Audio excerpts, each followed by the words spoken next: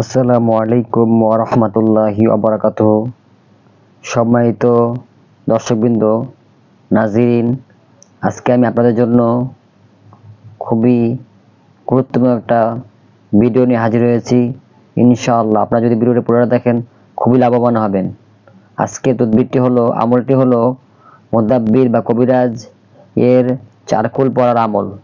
মুদাব্বির বা কবিরাজের চারকুল পড়ার আমল।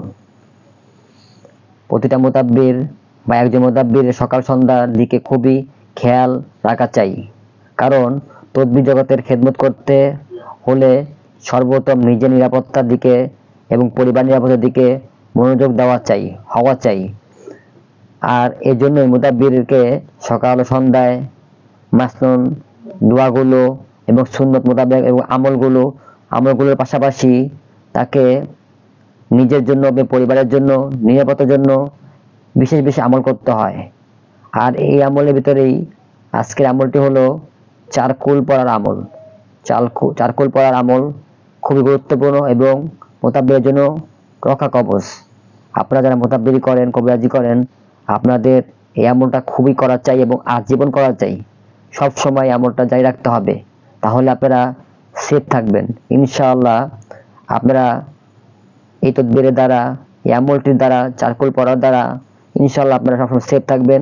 জিন্নাত আপনার কিছু করতে পারবে না ইনশাআল্লাহ। এবং এর বরকতে আপনারা যদি নিয়মগুলো ঠিকমতো ফলো করেন, তাহলে আপনার পরিবারও নিরাপদ থাকবে ইনশাআল্লাহ। এই জন্য কিভাবে করবেন বুঝে নিন।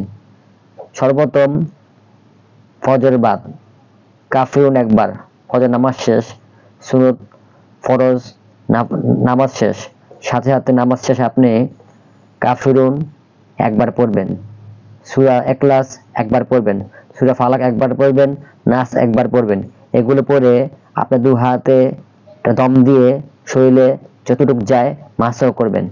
ঠিক এইভাবেই আপনি 3 বার পড়বেন এই চারকুল পড়ার আমল, ঠিক আছে?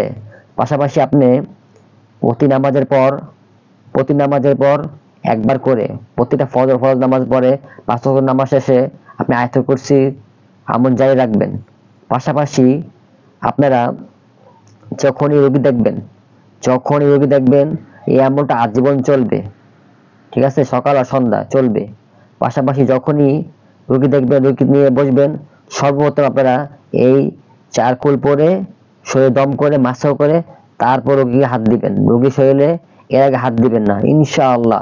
আপনারা যদি এই আমলটা হাতে রাখেন, এই আমলটা করতে থাকেন, পাশাপাশি যখন রোগী আসবে এই আমলটা করে তারপরে যদি রোগী হাত দেন, ইনশাআল্লাহ আপনার আল্লাহ তাআলার রহমতে আমি বিশ্বাস করি, এবং আপনারা যদি বিশ্বাসের কাজটা করেন ইনশাআল্লাহ রোগীর কাজ আপনার 100% সাকসেস হবে ইনশাআল্লাহ। এবং পরীক্ষিতভাবে তদবিরগুলো করে আপনারা যদি এই কাজটা করে নেন, তাহলে আপনারা খুবই ফায়দা পাবেন ইনশাআল্লাহ। তাহলে তদবিরগুলো করুন, এই আমলগুলো করুন, এই আমার চ্যানেলটা ফলো করবেন, পাশাপাশি শেয়ার করে দিবেন এবং বেশি শেয়ার করে দিবেন, এবং চ্যানেল নতুন হলে সাবস্ক্রাইব করে পাশে থাকবেন। আসসালামু আলাইকুম ওয়া রাহমাতুল্লাহি ওয়া বারাকাতুহু।